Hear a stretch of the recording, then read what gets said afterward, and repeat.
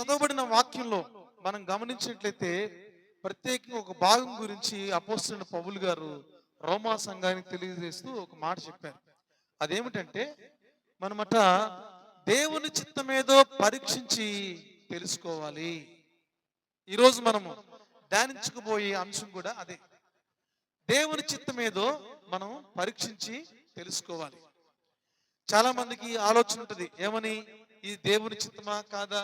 ఇది ఉద్యోగం, వ్యాపారం, ఏదైనా ఒక పని, ఒక ఊరు ప్రయాణం అండ్ వివాహం, ఇలాంటివి చాలా అనేకమైనవి మన జీవితాల్లో మనకి ఎదురైనప్పుడు ఏది దేవుని చిత్తమో కాదో మనకి కొంచెం తొందరపాటు, కలవరం అండి, ఇది ప్రశ్నార్థకంగా మనకు కనపడతా ఉంటుంది. అవునంటారా కాదంటారా?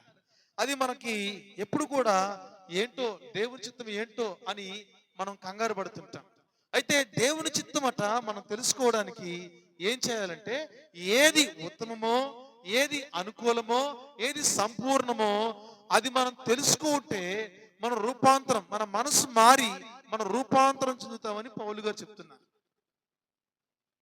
ఏది దేవుని చిత్తం అని చాలా మంది ఏం చేస్తారు తెలుసా? పాస్టర్ గారండి, మేము పలానా పని చేయాలనుకుంటున్నాము, ఇలా జరిగితే బాగుండాలనుకుంటున్నాము, అది బాగుండనుకుంటున్నాం కాబట్టి మీరు ప్రార్థన చేసి మాకు చెప్పండి. మేము జ్యోతిష్యం చెప్పేవాళ్ళం కాదు, జరిగేది చెబుతాము, జరగబోయేది చెబుతాము, అనుకున్నది చెప్తాము, ఊహించి. ఇది సేవ, దేవుని పని. సేవ అనగా దేవుని వాక్యాన్ని బోధించడమే ప్రధానమైన పౌలు. పేతురు గారు అంటారు కదా, మీరైతే ఈ పరిచర్య చేయండి కానీ మేము ప్రార్థనలు యందు, వాక్యము బోధించటందు మేము పని కలిగి ఉంటామని పౌలు గారు, అపోస్తలుడైన పేతురు గారు చెప్పారు. సో పని ఏంటి? సేవకుని పని అంటే దేవుని చిత్తం చేయడం ఎలాగో నేర్పించడం. ఏది దేవుని చిత్తమో, ఏది దేవుని చిత్తమో కాదో నేర్పించడం మా పని, తెలియపరచడం మా పని. అంతేగాని తల మీద చేసి ఏమండి అమ్మ చీకటి ఉందని చెప్పడం మా పని కాదు. జాగ్రత్తగా వినండి. దేవుని చిత్తం తెలుసుకోవడంలో ఉన్న సంతోషం ఎంతో ఉన్నతమైంది. దేవునికి స్తోత్రం కలుగును గాక. దేవుడు తన చిత్తాన్ని మనకు తెలియపరుస్తాడా అంటే తెలియపరుస్తాడు. ఎవరికి? అందరికి తెలియపరుస్తాడా? తెలియపరచడండి. అందరికి తెలియపరచడం, పాస్టర్ గారికే తెలియపరుస్తాడని అనుకుంటారు చాలా మంది. అయ్యా ఏమంటారు? చాలా మంది అనుకుంటారు పాస్టర్ గారికే చెప్తాడు అనుకుంటారు. అలా కాదండి, దేవుడు అందరికీ కూడా తన చిత్తాన్ని తెలియపరుస్తాడు. ఆ సంగతి మనం తెలుసుకోవాలి. తెలుసుకున్నానికి మనం పాటించాల్సిన కొన్ని నియమాలు ఉన్నాయి. దేవుని చిత్తం మనకి ఎలా బయలుపరచబడింది? నా మాట అర్థమవుతున్నాయా? సో దేవుని చిత్తం తెలుసుకోవడం ఎలా అనేది ఈ యొక్క వాక్య భాగం యొక్క సారాంశం. ఈరోజు ప్రసంగం యొక్క సారాంశం ఏంటంటే దేవుని చిత్తం తెలుసుకోవడం ఎలా. మొదటిది, దేవుని చిత్తం తెలుసుకోవడం తెలిసిన మనసు మారాలి, మారు మనసు ఉండాలి. మారు మనసు లేని వాళ్ళకి దేవుని చిత్తంతో పని లేదు. ఎందుకంటే మారు మనసు కలిగిన వారే దేవునికి అనుకూలంగా దేవుని చిత్తాన్ని చేయాలనుకుంటారు. మారు మనసు లేకుండా నువ్వు దేవుని చిత్తాన్ని ఏ మాత్రం కూడా తెలుసుకోలేవు, తెలుసుకున్నా చేయలేవు. తెలుసుకున్నా ఎలా ఉంటుందండి? కఠినంగా ఉంటుంది. యేసుబాబు దగ్గరికి ఒక ఆయన వచ్చి అడిగాడంట, అయ్యా నేను రక్షణ పొందాలంటే ఏం చేయాలన్నాడట. అంటే యేసుబాబు చెప్పారు, నీ ఆస్తి మొత్తం అమ్మేసి పేదలకు ఇచ్చేసి నన్ను వెంబడించాను, అది తప్ప ఇంకేమన్నా చెప్పు ప్రభువా చేస్తా అని అనుకుని తిరిగి వెళ్ళిపోయాడట. నా మాట అర్థమవుతుందా? సో దేవుని చిత్తం చేయాలంటే మనసు మార్చుకోవాలి. దేవుని వాక్య ప్రకారం జీవించడానికి నువ్వు ఒక తీర్మానం చేసుకుంటే, దాని ప్రకారం నడుచుకోవాలని ఒక తపన, ఒక కోరికుంటే నీకు దేవుడు తన చిత్తాన్ని తెలియపరుస్తాడు. నిన్ను దేవుడు తన చిత్త ప్రకారంగా నడిపిస్తాడు. అది నీకు ఆశీర్వాదకరంగా ఉంటుంది. అలా మనసు మార్చుకోకుండా నీ ఆలోచనలు నీవి, నీ ఉద్దేశాలు నీవి, నీ పనులు నీవి, ఏమండి నీ ఇష్టం నీది అనుకుంటే దేవుని చిత్తంతో నీకు ఏ మాత్రం కూడా పని లేదు, ప్రయోజనం అంతకన్నా లేదు. దేవుని చిత్తం చేయాలా వద్దా చెప్పండి? చేద్దామా వద్దా? తెలుసుకోవాలా వద్దా? తెలుసుకోవాలి. ఎందుకంటే దేవుని చిత్తం తెలియకపోతే ఎలా ఉంటుందో చెప్తాను. దేవుని చిత్తాన్ని తెలుసుకుని నువ్వు దాని ప్రకారం పని జరిగించాలని నిర్ణయం తీసుకుంటే కనుక నీ నావ సజావుగా సాఫీగా సాగింది. ఒక ఆయనట ఏంటి, నేను త్వరగా వెళ్ళిపోవాలని ఒక దోణికి, ఆ దోణిలో అండి తెడ్డు ఉంటుంది. నీళ్ళల్లో ధోని వెళ్తున్నప్పుడు తెడ్డు ఉంటుంది కదా, ఆ తెడ్డేస్తే ఆ తెడ్డు లాగుతున్నప్పుడు తెడ్డేస్తున్నప్పుడు ఏమైందంటే ఆ నావ ఆ ధోని సాగుతా ఉంటుంది. ఏంటి కొంతమంది ఎలా అంటే దేవుని చిత్తం తెలుసుకోకుండానే అంటే ముందుకు సాగుతూ ఉంటారు.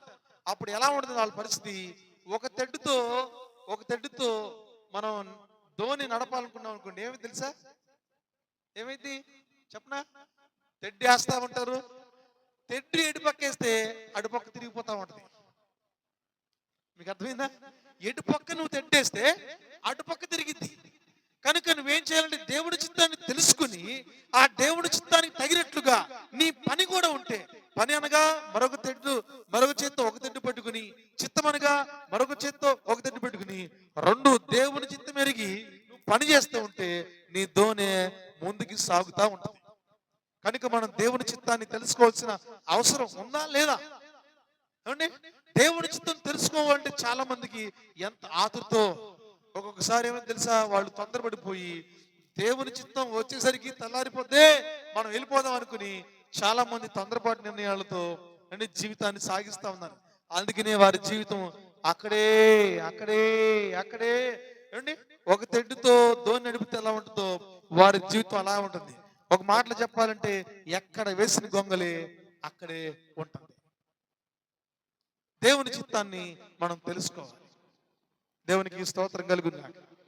బైబిల్ చెప్తుంది అదట ఉత్తమమైనది ఏదో, అనుకూలమైనది ఏదో, సంపూర్ణమైన దేవుని చిత్తం ఏదో పరీక్షించి తెలుసుకోవాలట. అంత టైం ఎక్కడిది? మనం దేవుని చిత్తాన్ని పరీక్షించట్లా. పక్కన వాళ్ళు ఎట్టున్నారా, వాళ్ళు ఎట్టున్నారా, వీళ్ళు ఎట్టున్నారా, వీళ్ళు సరైన వాళ్ళు సరైన అని ఎంత పరీక్షిస్తుంటారో. దేవుని చిత్తం తెలుసుకోవడానికి మనం పరీక్షించాలి. హల్లెలూయా. మనం చూసినట్లయితే హెబ్రీ రాసిన పత్రిక 10వ అధ్యాయము 36వ వచనం చెప్తుంది, దేవుని చిత్తం తెలుసుకోవడానికి నీకు నాకు ఉండవలసినటువంటి ఏమండి రోమీయులకు రాసిన పత్రిక 10వ అధ్యాయము 36వ వచనం, క్షమించాలి, హెబ్రీ రాసిన పత్రిక 10వ అధ్యాయం 36వ వచనం. మీరు దేవుని చిత్తమును నెరవేర్చిన వారై వాగ్దానం పొందు నిమిత్తము మీకు ఓర్మి అవసరమై ఉన్నది. అన్నమాట దేవుని చిత్తానికి ఓర్మి అనగా ఓర్పుకి చాలా సంబంధం ఉంది. ఎవరైతే దేవుని చిత్తాన్ని తెలుసుకోవాలనుకుంటారో వాళ్ళకి ఏముండాలంటే ఓర్పు. మీకు తెలుసండి, ఓర్పు లేకపోవడం వల్ల చాలా మంది నష్టపోతున్నారు. తొందరపడి మాట్లాడి, తొందరపడి పరిగెత్తి, తొందరపడి పనులు చేసి, తొందరపడి ఆలోచన చేసి ఓర్పు ఉన్నట్లా కొంతమందికి వండేసేయాలి, వారు చేయని పెట్టేసేయాలి. ఏమండి, సరుకులు ఎవరు తెస్తారని ఉండదు, డబ్బులు ఎక్కడి నుంచి అర్థం ఉండదు. మీకు అర్థమవుతుందా? ఎంత తొందరో తినేదాకా అండ్ అరిగేదాకా కొంతమందికి ఎంత తొందరో. నా మాటలు జాగ్రత్తగా వింటున్నారా? దేవుడి చిత్తం నీకు ఎప్పుడు తెలియపరచబడిందంటే నువ్వు ఓర్మితో ఓపికతో ఉండినప్పుడు దేవుడు తన చిత్తాన్ని నీకు తెలియపరుస్తాడు. దేవుడు తన చిత్ర ప్రకారంగా నిన్ను నడిపిస్తాడు. తొందరపడడం వల్ల ఎక్కువ నష్టం కలిగిద్దా అండి? ఓపికతో ఉండడం వల్ల అండి, నిదానంగా ఉండడం వల్ల ఎక్కువ నష్టం కలిగిద్దా అని ఆలోచన చేసుకోండి. ఎందుకు ఈ మాట అంటానంటే కొంతమందికి అనిపించింది ఏమండి, సమయం వచ్చినప్పుడు వెళ్ళకపోతే ఎట్టగా, తొందరపడకపోతే ఎట్టగా. బైబిల్ చెప్తుంది ఇప్పుడే అని తెలుసా, దేవుని చిత్తానట ఇప్పుడే చేయాలట. దేవుడు ఇచ్చే రక్షణని నేడే రక్షణ దినమని దేవుడు చెప్తున్నాడు. రక్షణ విషయం కాకుండా ఏ విషయమైనా నువ్వు తొందరపడి నిర్ణయము చేయకూడదు. ఓపికతో ఓర్మితో ఉండాలి. చాలా మంది ఈ రోజుల్లో ఓపిక ఉండట్లా. నా మాటలు అర్థమవుతున్నాయా? ఇంట్లో అన్ని ఉంటున్నాయి, అసలు ఉండాల్సింది ఉన్నట్లా. జేబు నిండా డబ్బులు ఉంటున్నాయి, ఏమండి, ఖర్చు పెట్టేదాకా నిద్ర పట్టదు కదా. ఓపుకున్నట్లా దేవుని మందిరంలో కూర్చోవాలంటే ఓపుకున్నట్లా. ఓపిక అంటే ఓర్పుతో కూర్చోవడం లేదు. ఒక ఆమె అడుగుతుంది, సార్ అసలు మీరు పొద్దుస్తమానం 2 గంటల సేపు సినిమా థియేటర్లో కూర్చోవాలంటేనే చాలా కష్టం కదా, చర్చిలో ఎలా కూర్చుంటారు అసలు మీరు అంతసేపు? మీరు చెప్తారు సమాధానం ఏంటో? 2 గంటల సినిమా థియేటర్లో కూర్చోలేకే ఇంటర్వెల్ ఇస్తారు కదా, మరి అలాంటిది మీరు చర్చిలో 2-3 గంటల కదలకుండా ఎలా కూర్చుంటారు? దేవుని చిత్తం చేయాలనుకున్న వారు ఓర్మితో కూర్చుంటారు. దేవునికి స్తోత్రం కలుగును గాక. ఓర్పు చాలా ప్రధానమైనదండి. బైబిల్ చెప్తుంది పరీక్ష నిరీక్షణను అండి కలగజేస్తుందని. మనమట ఓపికతో ముందుకు సాగాలి. పరీక్ష వచ్చిందని తొందరపడకూడదు, శ్రమ కలిగిందని తొందరపడకూడదు, నిందొచ్చిందని తొందరపడి మాట్లాడకూడదు. ఓపిక చాలా చాలా అన్నిటికంటే బలమైనది. మనిషికి ఏమండి బుద్ధి బలం అన్ని బలాల కంటే బలమైనది. మనుషుల బలం కంటే, కండ బలం కంటే, ధన బలం కంటే అండి బుద్ధి బలం చాలా ప్రధానమైనది. ఆ బుద్ధి బలం ఏంటి సార్? ఓపికతో ఉన్నవాడికి తెలిసింది. దేవునికి స్తోత్రం కలిగింది నాక. ఓపిక ఉన్నవారు ఎవరంటే బుద్ధి బలం కలిగిన వాడు ఓపికతో కూర్చుంటాడు. దేవుని చిత్తం నీకు బయలుపరచబడాలంటే నువ్వు ఓపికతో ఓర్మితో ఎదురు చూడాలి.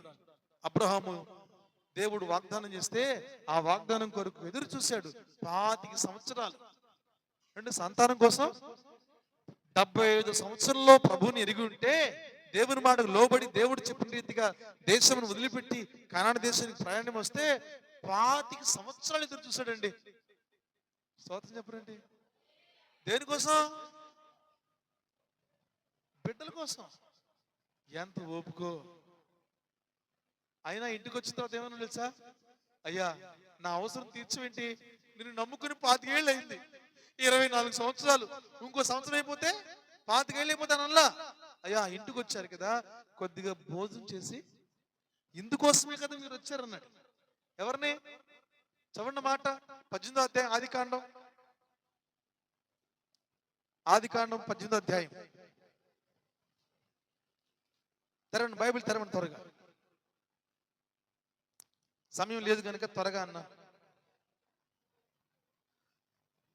మరియు మమ్రే దగ్గర ఉన్న సింధూరవనములో అబ్రహాము ఎండవేళ గుడాము ద్వారమునందు కూర్చుని ఉన్నప్పుడు యెహోవా అతనికి కనబడింది. అతడు కళ్ళెత్తి చూచినప్పుడు 3 మనుషులు అతనికి ఎదుట నిలవబడి ఉండిరి.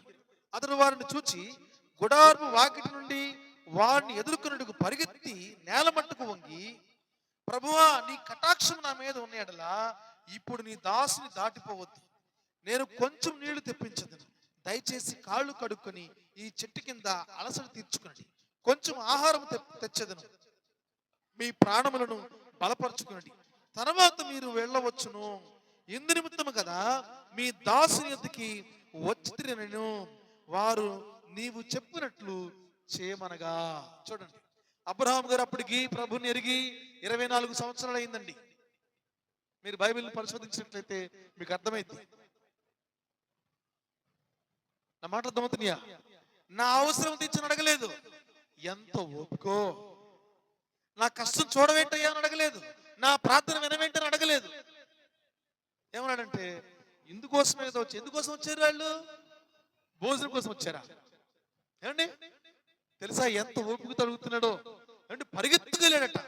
99 సంవత్సరాలప్పుడు పరిగెత్తుకుని వెళ్ళాడంటే చూడండి, దేవుడు అంటే ఎంత గడగడలాడిపోతున్నారు, దేవుని సన్నిధి అంటే ఎంత ఆరాట పడుతున్నాడు అబ్రహాం. నా మాట అర్థమవుతున్నాయా? ఎంత ఓపిక అంటే దేవుడు మాట ఇచ్చాడంటే నెరవేరుస్తాడు. నాకేంటి తొందర? అర్థమైందా? సో దేవుని వాగ్దానం మీకుందా? ఈ సంవత్సరం దేవుడు ఇచ్చాడా? సో అడుగుతున్నారా ప్రభువుని? దేవుని చిత్తం మీద కనిపెడుతున్నారా? నేను ఓపికతో కనిపెట్టాలి. ఓర్పు క్రైస్తవుడు అని చెప్పడానికి గుర్తనమాట. ఓపిక నీకు దేవుని చిత్తాన్ని తెలియపరిచింది, నీ పట్ల దేవుని చిత్తం నెరవేరింది ఓపుకున్నట్ల. చూడండి, వ్యాపారం అంటే, ఉద్యోగం అంటే, ఏంటి షికారులు అంటే, పిక్నిక్లు అంటే, బంధువులు అంటే, ఫంక్షన్లు అంటే ఎంత ఆరాటం ఉంటుందో. దేవుని మందిరంలో నుంచి త్వరగా వెళ్ళిపోవాలని ఎంత ఆరాటమో. దేవుని చిత్తం నీకు ఎలా తెలియపరచబడింది? ఓపికతో దేవుని సన్నిధిలో కూర్చో, దేవునికి నీ యొక్క హృదయాన్ని అప్పగించుకో, సమస్తం కూడా నీ పనుల భారాన్ని ఆయన మీద మోపు. దేవుడు నీకు సులువుగా చేస్తాడు. దేవుడు నీ పట్ల తన చిత్తాన్ని బయలుపరుస్తాడు, దాని ప్రకారం నడిపిస్తాడు. ఓపిక ఉండాలి. దేవుని చిత్తం చేయవారు ఎవరంటే, దేవుని చిత్తం తెలుసుకోవాలంటే నీకేముండాలంటే ఓర్పు ఉండాలి. హల్లెలూయా. ఓర్పు లేని తెలుసా అండి, ఒక సామెత ఉంది అంటే ఆడవాళ్ళు అంటే అంట భూదేవు కొనంత ఓర్పు ఉండదంట. ఉందా? అయ్య నాయన ఉండట్లా. కారణం ఏంటి తెలుసా? ఎప్పుడైతే మీరు అండి డాక్టర్లు చెప్తున్న మాట, మీరు ఫోన్లు కనుక ఎక్కువ చూసేవారైతే గనక మీకు ఓపిక ఓర్పు నశించిపోద్ది. చూడండి, ఒక అర్ధగంట కదలకుండా కూర్చుని వాక్యం వినండి, మీకు ఓర్పు అలవాటైంది. అది ఉన్నట్లా. అందుకని యూట్యూబ్ షార్ట్లు అండి, ఇన్స్టాగ్రామ్ రీల్స్ వచ్చేసినాయి. ఏమండి, ఇది నచ్చకపోతే తిప్పే కొట్టే పైకి సైపింగ్ అనమాట. ఏమంటుందని ట్రోలింగా ఏమంటారు? ఓపిక ఉన్నట్లా పట్టుమని 10 నిమిషాలు వాక్యం వింటాకి నీకు బుద్ధి లేనప్పుడు దేవుని చిత్తం నీకు ఎలా బయలుపరచబడింది? వాస్తవం అంటారు కాదా? ఈ మధ్య పెద్దవాళ్ళు లేదు, చిన్నవాళ్ళు లేదు, డ్రైవింగ్ పిచ్చి పిచ్చిగా తోలేస్తున్నారు. కారణం తెలుసా? పరిశోధకులు చెప్పే మాట ఏమండి, ఎక్కువ మంది బిజీ లైఫ్, ఓపికతో కాసేపు పట్టుమని ఒక చోట కూర్చుని ధ్యానపూర్వకంగా బైబిల్ చదవడం, ధ్యానపూర్వకంగా ప్రార్థనాపూర్వకంగా దేవుని ధ్యానించడం లేదు. మనుషులు స్థితిగతులు మారిపోతున్నాయి. అందుకే దేవుని చిత్తాన్ని తెలుసుకోవట్లేదు. ఇది కాకపోతే ఇంకోటి, ఇది ఉద్యోగమైన వ్యాపారమైన ఆఖరికి జీవిత భాగస్వామైన ఈడు కాకపోతే ఇంకొకటి, ఇది కాబట్టి ఇంకొకటి. ఓపిక ఉన్నట్లా. ఓర్పు నీ జీవితానికి ఆశీర్వాదం తెచ్చిపెట్టింది. ఇక్కడ అబ్రహాము గారు నాకు బిడ్డలు లేరని అడగలేదు, కానీ అయ్యా మీరు ఎందు నిమిత్తం వచ్చారు వాళ్ళు? అబ్రహాం గారు అంటున్నారు, భోజనం చేసి వెళ్ళండి, సేద తీరండి, దాహాన్ని నీళ్ళు ఇస్తాను, కాళ్ళు కడుగు నీళ్ళు ఇస్తాను అంటే భోజనం చేసేయాలండి, ఇందు నిమిత్తమే కదా మీరు వచ్చారని చెప్పాడు. ఎంత ఓపికతో వచ్చిన తర్వాత అంటే తిన్న తర్వాత మీ పని మీ దారి మీరు వెళ్ళండి. వచ్చారు కదా, నేను భోజనం పెట్టాను కదా, నన్ను దీవిస్తారని భోజనం పెట్టలా, ఇందు నిమిత్తమే కదా అని. ఎంత ఓపికండి బాబు. ఇప్పుడు కాకపోతే మరోసారి ఇస్తావయ్యా నువ్వు అని అన్నట్లుగా దేవుడితో వ్యవహారం ఉంది మనకి. స్వామి ఎప్పుడు ఎత్తాడో, ఏంటో వస్తున్నాం వెళుతున్నాం, ఎప్పుడు ఎత్తాడో ఓపిక ఉన్నట్లా. ఆయన నమ్మదగిన వాడు, ఆయన మాట పలకగా సమస్తం కలిగినాయి కాబట్టి దేవుడు ఇస్తాడని ఒక విశ్వాసంలో కనబట్లా. నేతి బెరకల్లో నెయ్యి ఉన్నట్లా, ధర్మాస్పత్రులు ధర్మం ఉన్నట్లేదంట. విశ్వాసం ఏం లేదు, ఓపిక లేదు, విశ్వాసం లేదు. విశ్వాసం ఉన్నవారు నిరీక్షణతో ఓపికతో ముందుకు సాగుతారు. వారు దేవుని చిత్తము చేయువారు. హల్లెలూయా. రెండోది మనం చూద్దాం. దేవుని చిత్తం తెలుసుకోవాలంటే నీ మనసు నా మనసు మారాలి. ఎలాగా? ఓపికతో ఉండేట్లుగా మారాలి. రెండోది మనం చూద్దాం. దశలోనికి రాసిన పత్రిక మొదటి పత్రిక 5వ అధ్యాయము 16 నుంచి మనం చూస్తే అక్కడ ఒక మాట రాయబడింది. ఇంగ్లీష్ లో అయితే 18 ఉంటుంది, తెలుగులో అయితే 16 వచనం. అది దశలోనికి రాసిన మొదటి పత్రిక 5:16. ప్రతి విషయమునందును కృతజ్ఞతాస్తుతులు చెల్లించుడి, ఇలాగు చేయుట యేసుక్రీస్తునందు మీ విషయంలో దేవుని చిత్తము. ఏది దేవుని చిత్తము? అన్ని విషయాల్లో దేవునికి కృతజ్ఞతాస్తుతులు చెల్లించడము దేవుని చిత్తం. చెల్లిస్తున్నారా దేవునికి స్తోత్రమని? ఈరోజు ఉదయం లేవగానే వర్షం పడుతూనే ఉంది. ఇంకా ఈరోజు ఆరాధనకు వచ్చేవాళ్ళు తగ్గిపోదు. సాగులు ఎత్తుకు వాళ్ళు ఉంటారుగా, ఏమండి, ఏదో ఒకటి వంక పెట్టుకుని తిరిగే వాళ్ళు ఉంటారుగా. దానికి ఏమండి మేలైనది చేయడానికి కూడా వంకలు, దేవుని సన్నిధికి రావడానికి కూడా వంకలు. నేనైతే అనుకున్నాను, ప్రభువా నీకు స్తోత్రం, నేను ఎవరు వచ్చినా రాకపోయినా ప్రభువా నీకు వందనాలు. రాకపోతే ఎవరికి నష్టం? పాస్టర్ గారికి కాదండి. పాపం పాస్టర్ గారికి ఎట్ట బతుకుతాడు పాపం, వారం అంతా కానుకలు రావాలిగా అనుకుంటారు చాలా మంది పిచ్చోళ్ళు. నిజంగానండి, ఉన్నారు అలాంటి వాళ్ళు. పాపం ఎంత జాలి చూపిస్తారో. దేవుడు కాకుల చేతనైనా పోషించగలడు. కరోనా వచ్చినప్పుడు ఎవరున్నారండి? ఆ మాట అర్థమవుతుందా? ఎందుకు ఈ మాట చెప్తానంటే, అన్ని విషయాల్లో మనము సావుకుడైనా విశ్వాసులైనా సంఘమంతా దేవునికి అన్ని విషయాల్లో దేవునికి స్తోత్రం చెప్పబద్దులమై ఉన్నాం. మందిరం ఉన్నా లేకపోయినా, మనతో ఎవరున్నా లేకపోయినా దేవునికి స్తోత్రం కలుగును గాక. హల్లెలూయా. దేవుని చిత్తం చేయడంలో దేవుని చిత్తం తెలుసుకోవడంలో నీకు నాకు కలిగి ఉండవలసినటువంటి గుణం, ఆ లక్షణం, బుద్ధి, మనస్సు ఎలా ఉండాలని తెలుసా? అంటే అంటే అన్ని విషయాల్లో దేవునికి స్తోత్రం, స్తుతి చెల్లించాలి.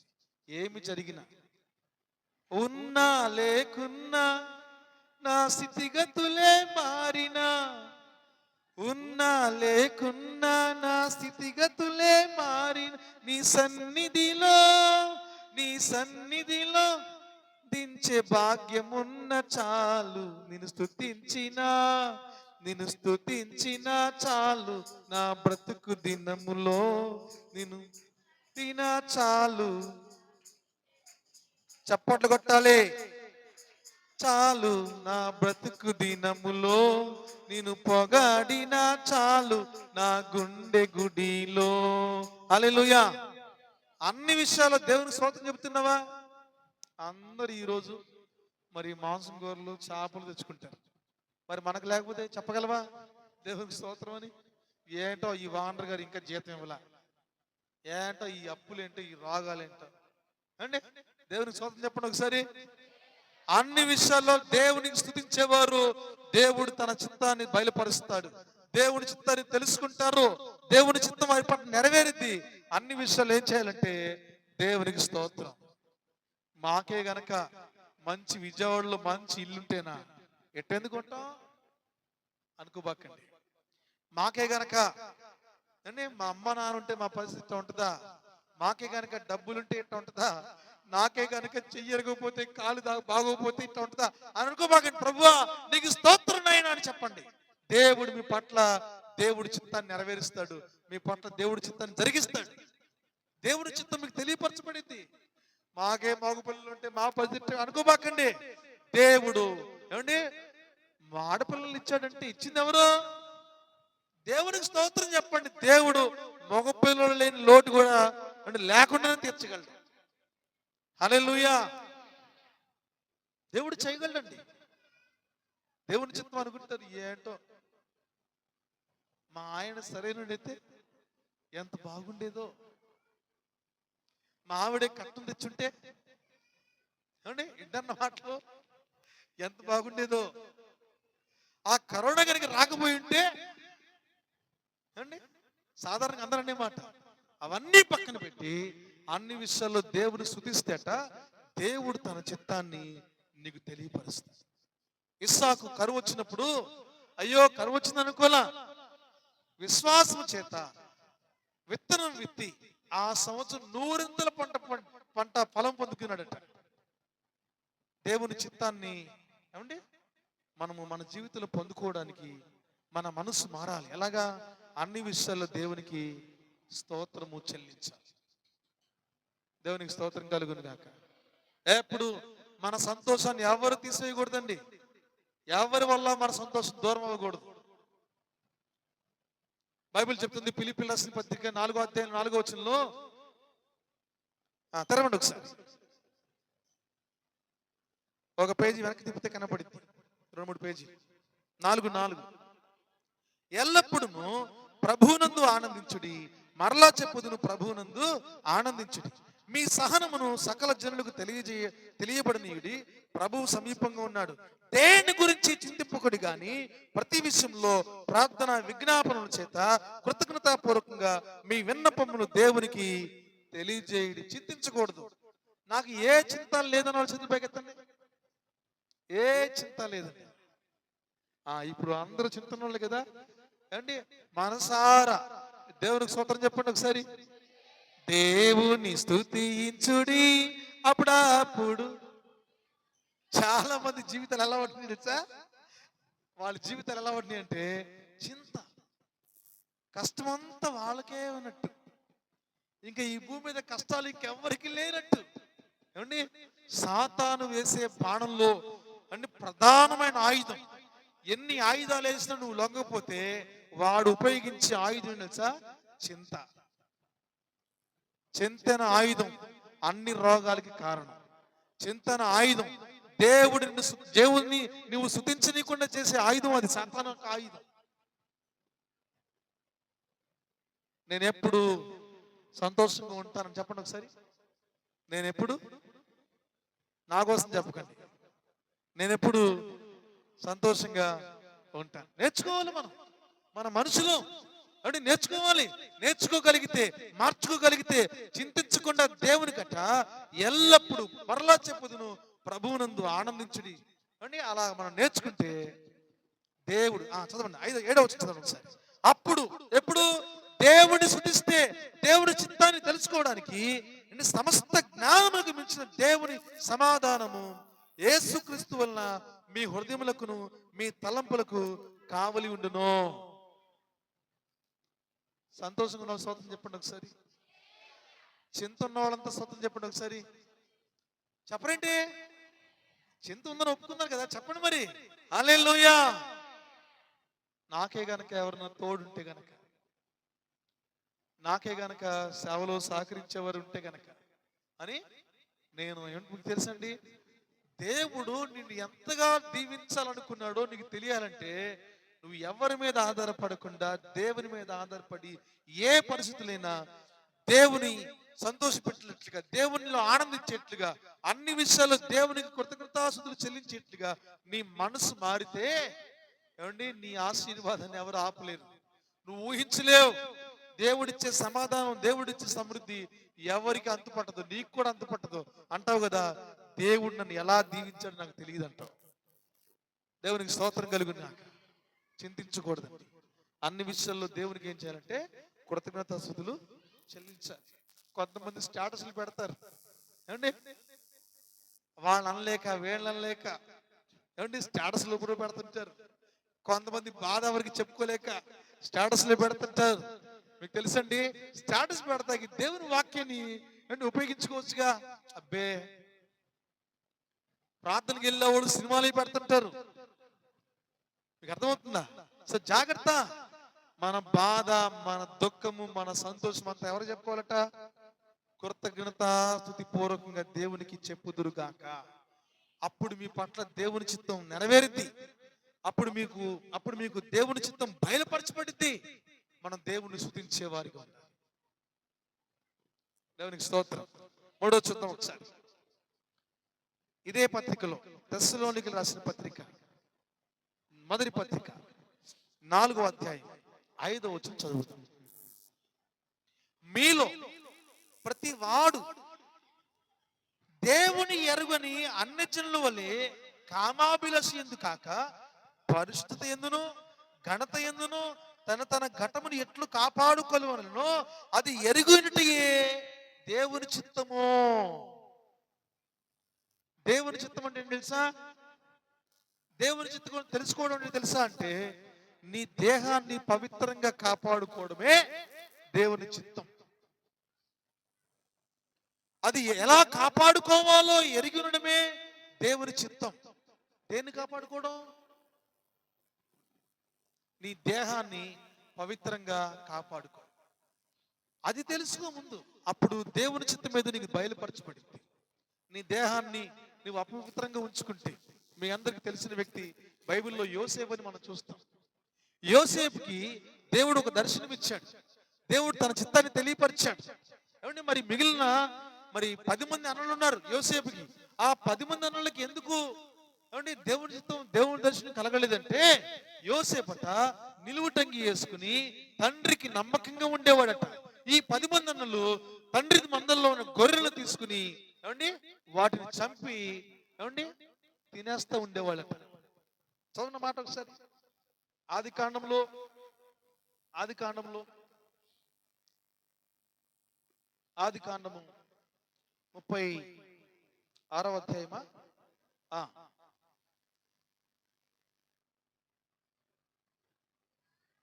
37వ అధ్యాయం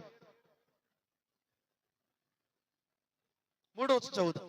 మరియు యోసేపు ఇశ్రాయేలు వృద్ధాప్య ముందు పుట్టిన కుమారుడు కనుక తన కుమారులందరికంటే ఎక్కువగా అతన్ని ప్రేమించి అతని కొరకు విచిత్రమైన నిలువుటంగి కుట్టించను.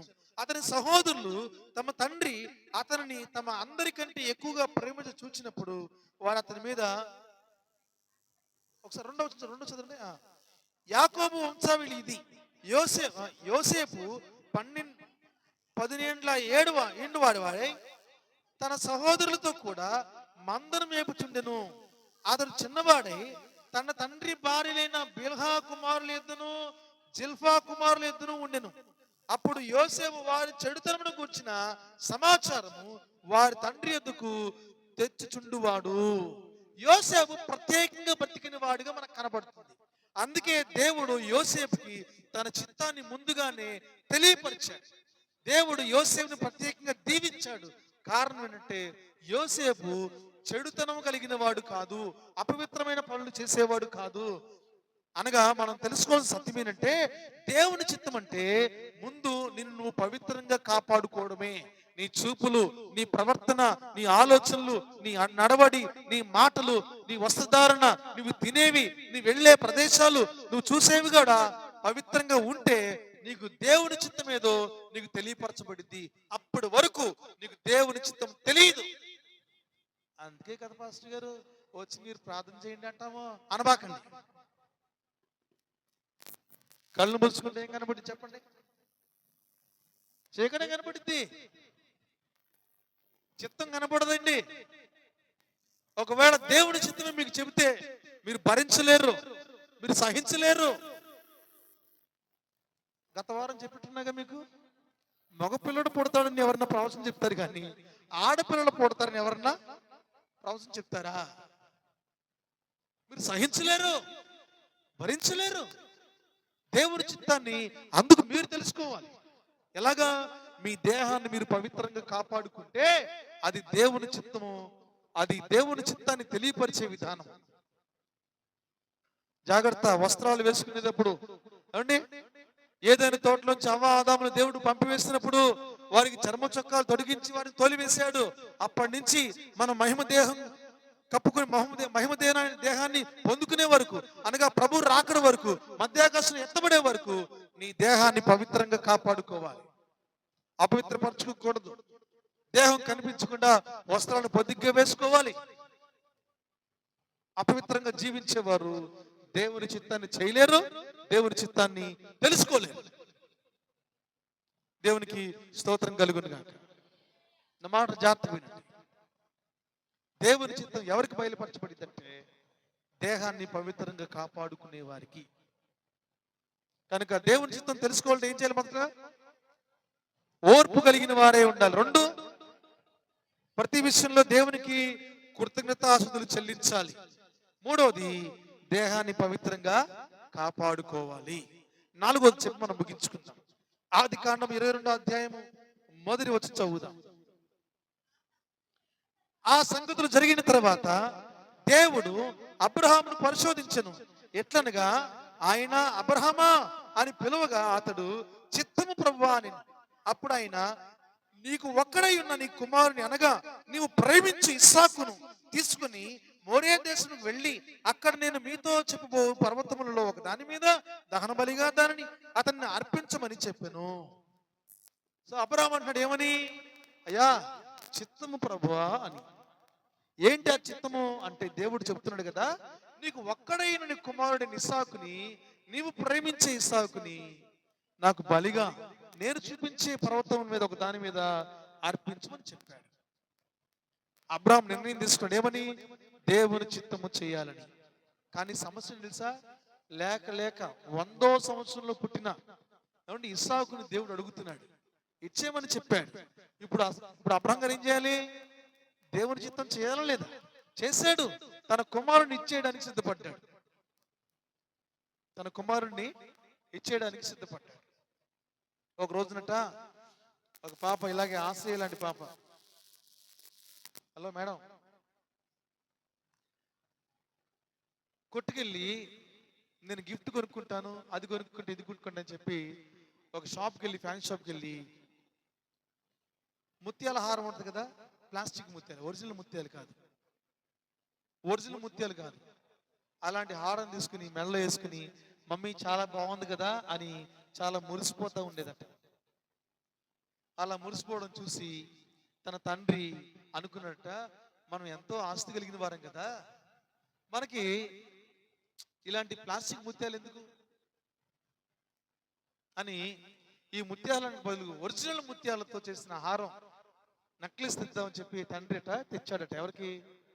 కూతురికి. కూతురిని అడిగాడట, ఏమని?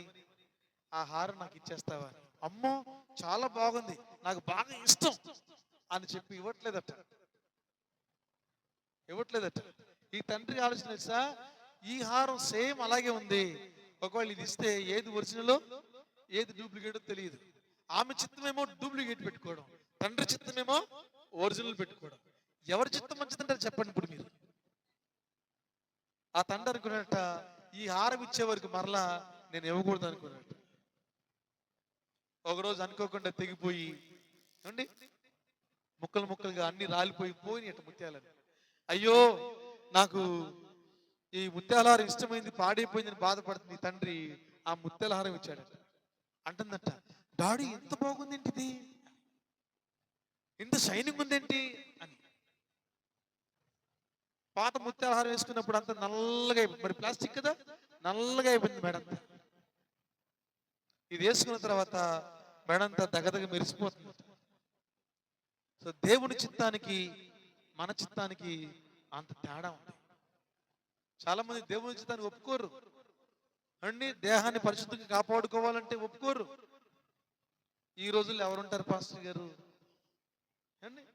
ఈ రోజుల్లో ఎవరు వేసుకోవట్లేదు ఇలాంటి బట్టలు అని పాస్టర్ గారికి పాఠాలు చెప్తున్నారు తల్లిదండ్రులు. దేవుని చిత్తం చేయాలంటే ఓపిక ఎన్నాళ్ళు కూర్చుంటాం పాస్టర్ గారు, ఎన్నాళ్ళు ఓపికతో ఉంటాం? ప్లాస్టిక్ ముత్యాలు వేసుకుంటే చాలా మంది. ఇంకా మాట అర్థమవుతుందా? అన్ని విషయాల్లో దేవుని స్తుతించడం చాలా కష్టం. దేవుణ్ణి స్తుతిస్తే ఓపిక కలిగి ఉంటే అండి, పరిశుద్ధంగా జీవిస్తే దేవుడిచ్చే ఆ చిత్తం, దేవుడి చిత్తం ఎంతో ఉన్నతమైనది. దేవునికి స్తోత్రం కలుగును గాక. సో మీరు దేవుని చిత్తాన్ని చేసేవారికి ఉంటే, అబ్రహాము మనకు చక్కటి ఉదాహరణ. తనకు ఒక్కడే ఉన్న కుమారుని ఇచ్చేయడానికి అబ్రహాము సిద్ధపడినప్పుడు అబ్రహాము చెయ్యి ఎత్తాడట, కత్తి ఎత్తాడట. ఎవరి మీదకి? కుమారుని. చదవన్న మాట 10వ. అప్పుడు అబ్రహాము తన కుమారుని వధించుటకు తన చెయ్యి చాపి కత్తి పట్టుకొనగా యెహోవా దూత పరలోకం నుండి అబ్రహామా అబ్రహామా అని పిలిచింది. అందుకు అతడు, చిత్తము ప్రభువా అని. అప్పుడు ఆయన, ఆ చిన్నవాని మీద చెయ్యి వేయకము, అతన్ని ఏమీ చేయకము, నీకు ఒక్కడైన నీ కుమారుని నాకు వెన్ను తీరింది కనుక నీవు దేవునికి భయపడువాడు అని ఇందువలన నాకు కనపడుచున్నది. దేవుని చిత్తము చేయువారు ఎవరంటే, దేవుని చిత్తము చేయాలనుకుంటే దేవునికి భయపడేవారు. దేవునికి భయపడితే నువ్వు దేవుని చిత్తాన్ని చేసేవాడివి. దేవుని భయం ఉందా నీకు? దేవుని భయం ఉన్నవారు ఎందరిలో ఉన్నా, ఒంటరిగా ఉన్నా అంటే దేవుని భయం కలిగి ఉంటారు, జాగ్రత్తగా ఉంటారు, జాగ్రత్తగా మాట్లాడతారు. మనుషులు లేనప్పుడు ఒకలాగా, మనుషులు ఉన్నప్పుడు ఒకలాగా ప్రవర్తించరు. దేవుని చిత్తం చేసేవారు ఎవరంటే దేవుని భయం కలిగిన వారు. దేవుని భయం కలిగి ఉండకుండా నీ పట్ల దేవుని చిత్తం నీకు తెలియదు. ఒకవేళ చెప్పినా నీకు ఉపయోగం లేదు, తెలిసినా నీకు ఉపయోగం లేదు. కనుక దేవుని భయం కలిగి ఉండాలి. చదవండి ఒకసారి ఆ 18వ చదవండి, 22:18. మరియు నీవు నా మాట వినినందున భూలోకంలోని జనములన్నీ నీ సంతానం వలన ఆశీర్వదించబడును. నా తోడిని ప్రమాణం చేస్తున్నానని యెహోవా సెలవిచ్చును.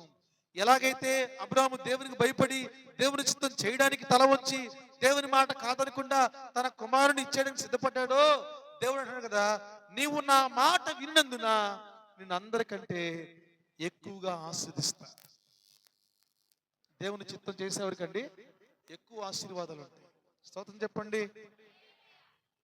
చెడుతనాన్ని యోసేపు తన తండ్రి తీసుకొస్తుంటే తండ్రి ప్రేమించి తనకి నిలువుటంగి వేశాడు. మిగిలిన కుమారుకు లేదు, తన అన్నలకు లేదు వస్త్రం. దేవుని చిత్తం చేసేవారికి గొప్ప దీవెనలు ఉంటాయి. దేవునికి స్తోత్రం కలుగును గాక.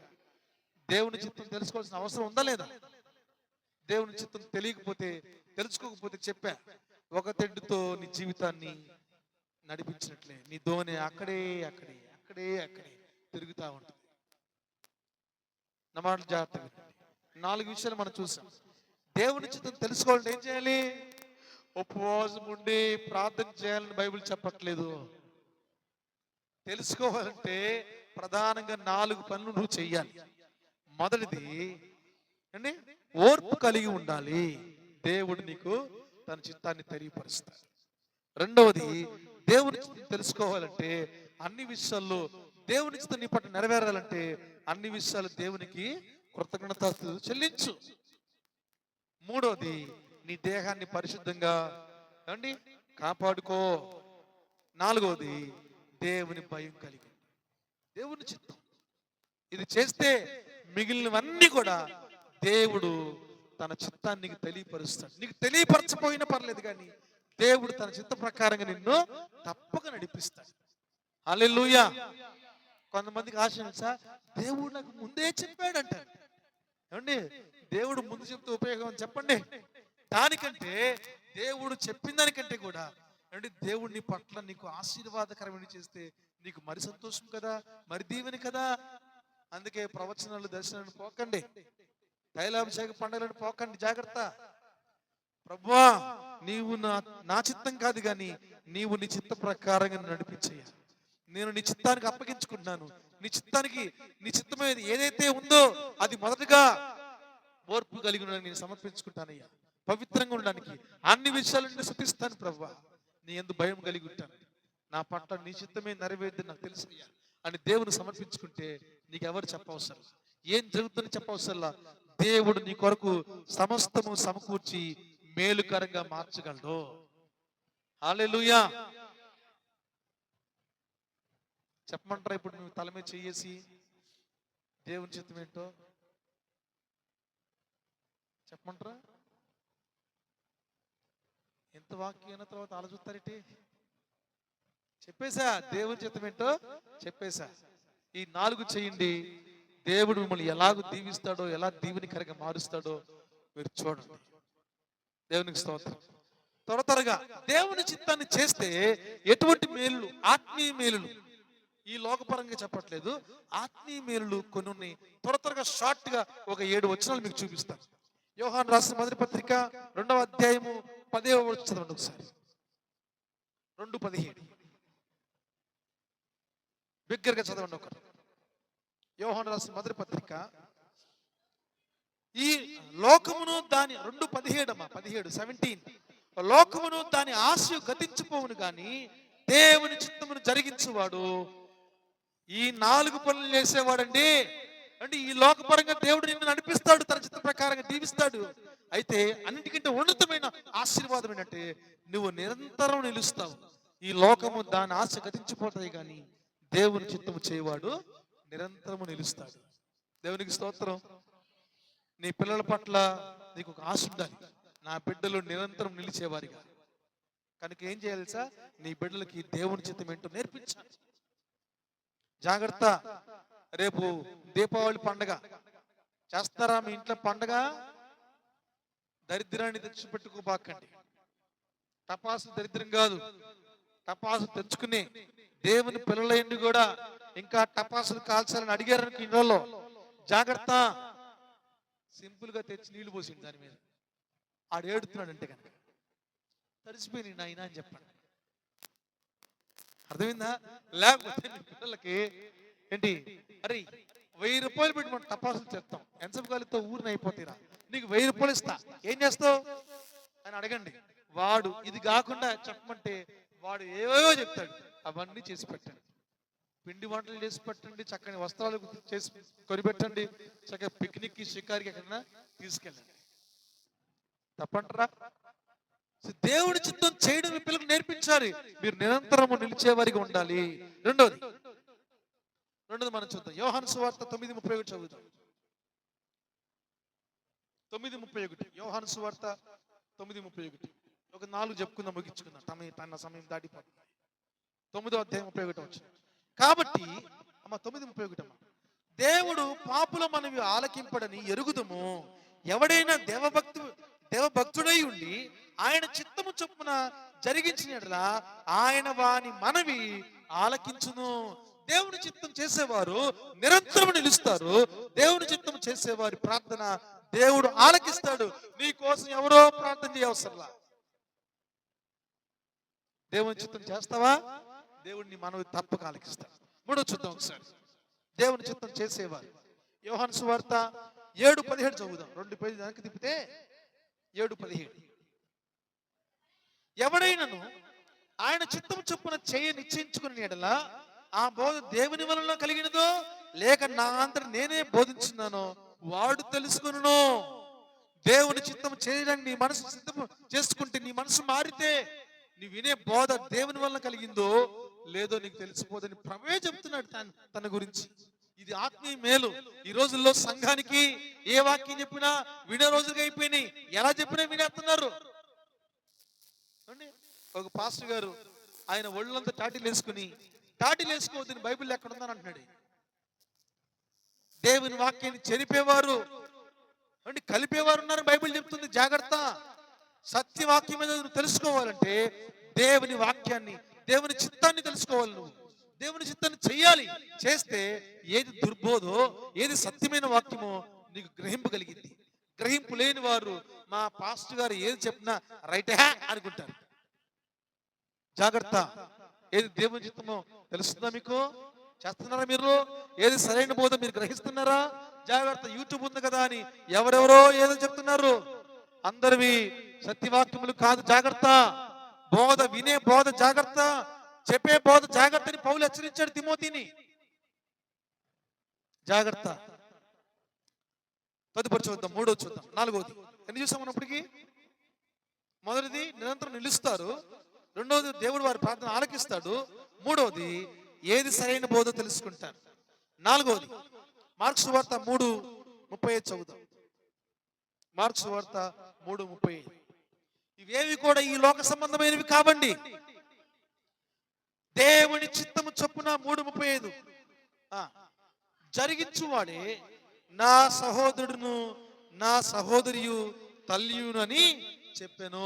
ఎవరైతే దేవుని చిత్తాన్ని చేస్తారో వారే ప్రభువుకి తల్లిగా, సహోదరునిగా, సహోదరిగా ఉంటారట. దేవుని చిత్తం చేయడం ఎంత గొప్ప భాగ్యమో. నా మాట అర్థమవుతున్నాయా? జాగ్రత్త.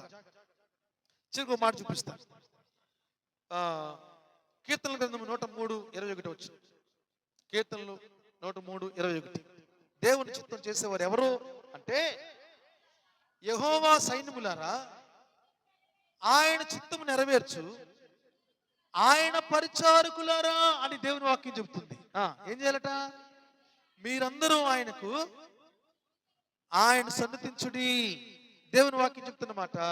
దేవుని చిత్తం చేసేవారు ఎవరంటే ఆయనకు పరిచారకులు.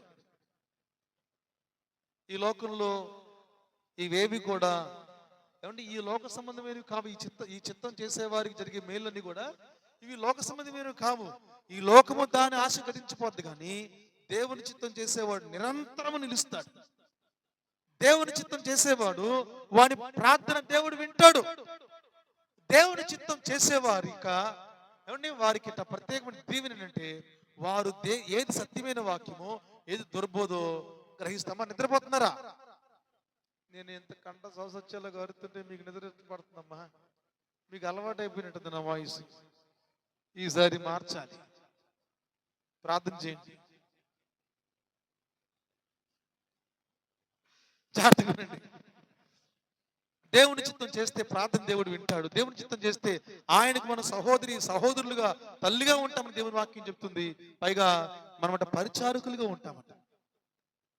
5 చెప్పానా? దేవునికి స్తోత్రం. ఇంకా ఉన్నాయి, ముగించుకుందాం. దేవుని చిత్తం చేస్తే హెబ్రీయుల రాసిన పత్రిక 10:36 రాయబడి మనం మొదట చదువుకున్నాం. ఏమని? ఓర్పు కలిగి ఉంటే దేవుని చిత్తాన్ని తెలుసుకుంటే అనుకున్నాం కదా. అక్కడే ఉంది ఏంటంటే వాగ్దానం నెరవేరుద్ది. వాగ్దానం నెరవేరాలంటే ఏమండి దేవుని చిత్తం చేయాలి. వాగ్దానాలు తీసుకుంటారు. బైబిల్ చూస్తే కొంతమందికి ఎన్ని వాగ్దానాలు ఉంటాయో అంటే వాగ్దాన కార్డులు, ప్రామిస్ కార్డులు తీసుకుంటారు. జనవరి 1కి ఎన్నుంటాయో కానీ వాగ్దానం నెరవేరదు. గల కారణం ఏంటట? దేవుని చిత్తం చేయట్లా. దేవుని చిత్తం చేసేవారి పట్ల దేవుడు తన వాగ్దానాన్ని నెరవేరుస్తాడు. అతి కృప దేవుడు మనందరికీ దయచేసి నడిపించునుగాక, అనుగ్రహించునుగాక. ఈ వాక్యం మనందరి హృదయంలో దేవుడు పరిశుద్ధాత్మ చేత నీరు కట్టి ఫలింప చేసి చేయునుగాక. కళ్ళు మూసుకుందాం, ప్రార్థన చేసుకుందాం. కళ్ళు మూసుకుందాము, ప్రార్థన చేసుకుందాం. దేవుని చిత్తం చేయడానికి నీకు ఆశ ఉందా? దేవుని చిత్తం తెలుసుకోవడానికి నీకు కోరికుందా?